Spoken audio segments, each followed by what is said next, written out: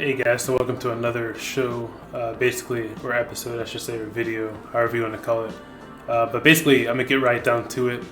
I heard the worst take that I've ever heard in the history of First Take, and this came from Dan Orvlosky. It was during a segment during First Take with Shannon Sharp, Dan Orvlosky, obviously, and Stephen A. Smith, and they were arguing who is the most valuable non-quarterback. And obviously you'll hear in this video. I'm going to show you a clip. I'm going to let you hear it. Stephen A. Smith was arguing Christian McCaffrey, a great choice. Shannon Sharp was arguing Tyreek Hill is what he was arguing for. And then you're going to hear who Dio. I'm going to save this for you. I'm going to let you judge. But Dan Orvlosky had a different take, and I think this is actually considered the worst take that I've ever heard. And this is going back to Skip Bayless days, when Skip Bayless argued that a 50-year-old Michael Jordan could beat LeBron James one-on-one, stuff like that, like just horrible takes. Obviously, that was a little bit more delusional, but this take is just, it made me question whether or not, and I have respect for Dio because he played the game, he was a quarterback. Anyway, he understands, but so is Shannon Sharp. Shannon Sharp, and there's a lot of pros that don't have this same take. So I want you to hear for yourself and judge, and I want to hear in the comments below if you think this is the worst take, or do you think there's worse takes that you've heard than this. But let's go ahead and get into it. So what you're going to hear first, let me preface it. So you're going to hear the argument first from Shannon Sharp and Stephen A. Smith, a little bit of that, and then we're going to hear Dan Orvlosky. So let's go ahead and get into that right now. That I could look at Christian McCaffrey and say he's even more valuable to San Francisco than Tyreek Hill is to Miami. Dio, I'm gonna let you go take off after this. Sure. Do you remember what Tua looked like before Tyreek got there? They were beginning to say we made the wrong decision. We should have taken Justin Herbert. Yeah, but Shannon Sharp, I keep receipts. You highlighted in the past that Mike McDaniel wasn't their coach.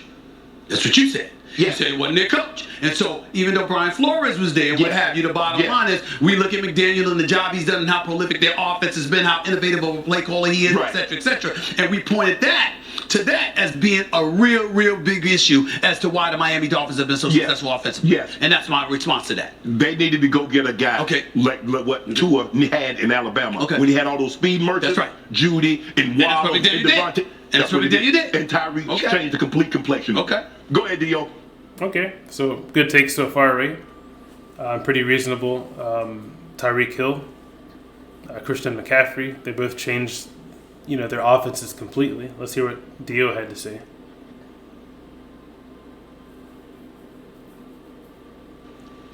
Both those guys are great players. The answer is Jason Kelce. And this is a little bit different why the East Coast and West Coast. You guys go to Oh, yeah. You guys go to LA and everything becomes like surface level. I think he's watching. I think Dan Orvlosky is clearly a fan of New Heights, the podcast with Kelce. Yeah, it's a great podcast. My wife listens to it often.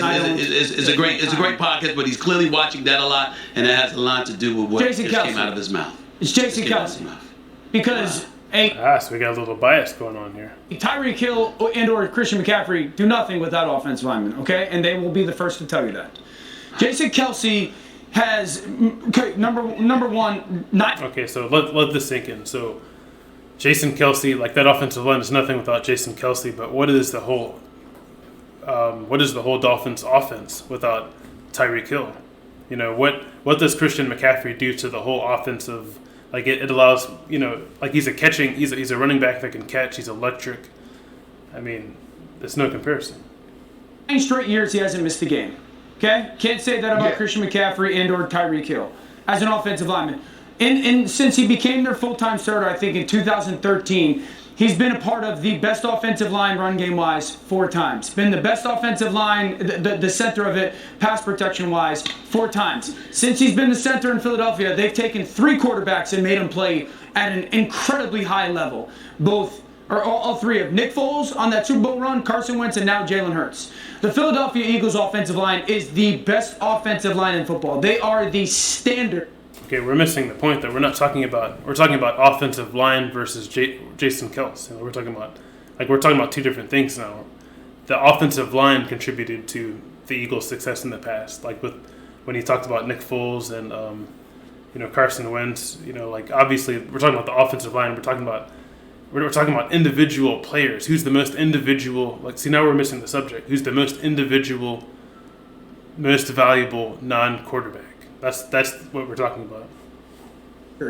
Of offensive line in football, it would not be that without Jason Kelce. Jason Kelce's athleticism, Jason Kelce's smarts, Jason Kelce's toughness. This is the reason why this football team is it's the truth. Dan, can I ask you a question?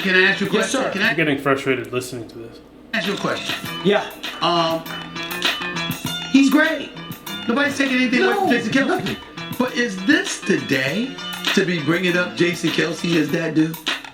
After what we just saw the Jets defense do to Jalen Hurts yesterday? Yes. Is this the day to do that? Is today the day to bring up Christian McCaffrey? Oh, it is the day to bring up Reek. What about Reek? Did you see what Reek did? Tyreek Hill's awesome, but Shannon. I'm about to go out here. Hey, That's enough. Honestly, like he's like Tyreek Hill's awesome. See, I'm not even really a Tyreek Hill fan for other reasons. I'm not going to get into that here on this video, but like even I can't deny like how impactful Tyreek Hill was. Tyreek Hill's been amazing. I can't deny it. Like he's been great.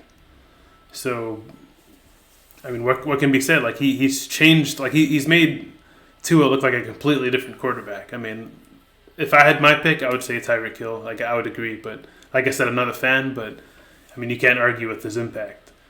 But to argue at offensive linemen, like just a single offensive lineman, as a unit, they're incredibly valuable. I mean, as individuals, you're still invaluable, obviously. But when you're talking about an individual offensive player, I mean, it's no comparison. But let me know in the thoughts below. Do you think this is the worst take that you've ever heard, or has there been worse takes on this show? I'm curious to get your thoughts. Leave a like, comment, subscribe if you like this video, and I'll catch you in the next video. Peace.